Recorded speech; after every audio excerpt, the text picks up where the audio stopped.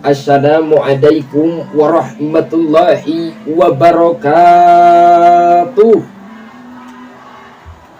Bismillah, alhamdulillah. Alhamdulillahilladzi ja'alal Indonesia daulatan mustaqilah bi amwa'il 'adatil mukhtalifah walidzalika aujam'ina al-ukhuwah. Asyhadu an la ilaha illallah wa asyhadu anna Muhammadan abduhu wa rasuluhu la nabiyya ba'dah amma ba'du. Dewan juri serta panitia dan saudaraku yang dirahmati oleh Allah. Hadirin yang dirahmati oleh Allah.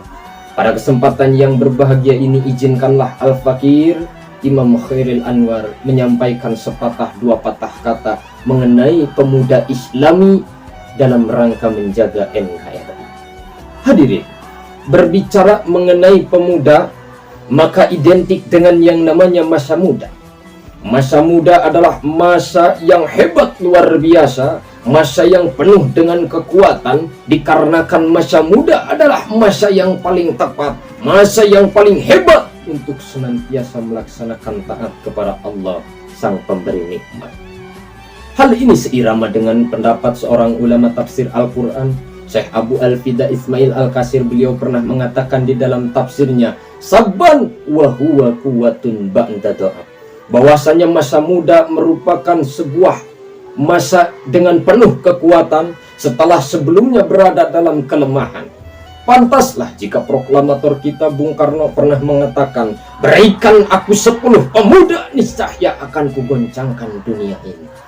Hadirin, masa muda merupakan sebuah nikmat yang Allah berikan kepada kita, di mana kita sebagai pemuda masih diberikan bentuk fisik yang kuat, mata mampu melihat dengan akurat, tangan mampu mengangkat beban berat, kaki masih berjalan dengan cepat. Maka gunakanlah wahai pemuda untuk senantiasa taat kepada Allah yang maha hebat.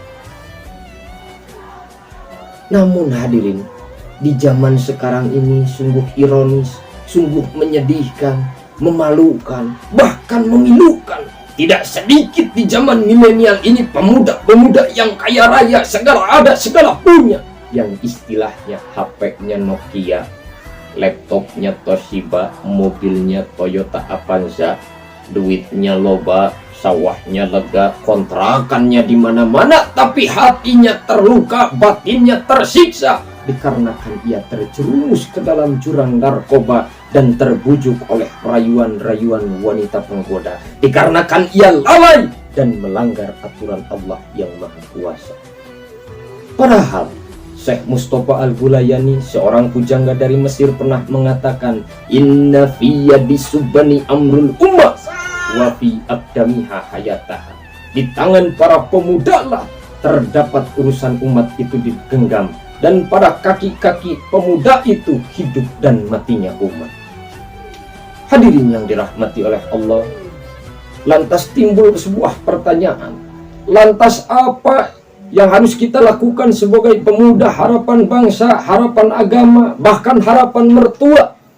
Maka ada dua hal yang mampu dilakukan oleh pemuda Islami di zaman sekarang untuk mempertahankan NKRI. Yang pertama, pemuda Islami harus mampu mengerti kondisi kebatinan bangsa. Dalam artian hadirin, pemuda Islami dituntut bukan hanya harus mampu masalah pendidikan agama saja, tapi pemuda Islami harus pintar di bidang ekonomi, pendidikan, budaya, sosial, politik, teknologi yang dilandasi dengan rasa nasionalisme, cinta tanah air, sebagaimana konsep yang diajarkan oleh Kiai Haji Hashim Asy'ari, hubul waton minal iman, cinta tanah air sebagian daripada iman. Yang kedua, pemuda Islami harus mampu memenuhi janji-janji kemerdekaan dengan cara membela dan mempertahankan NKRI. Walaupun kita tahu hadirin, bangsa kita ini berbeda suku, berbeda bahasa, berbeda budaya, bahkan berbeda agama, tetapi kita sebagai pemuda harus mampu menyatukan perbedaan-perbedaan yang ada di atas falsafah Pancasila dengan semboyannya Bhinneka Tunggal Ika. Sebagaimana pepatah mengatakan, al-jama'atu rahmatun, bersatu kita teguh, bercerai kita runtuh.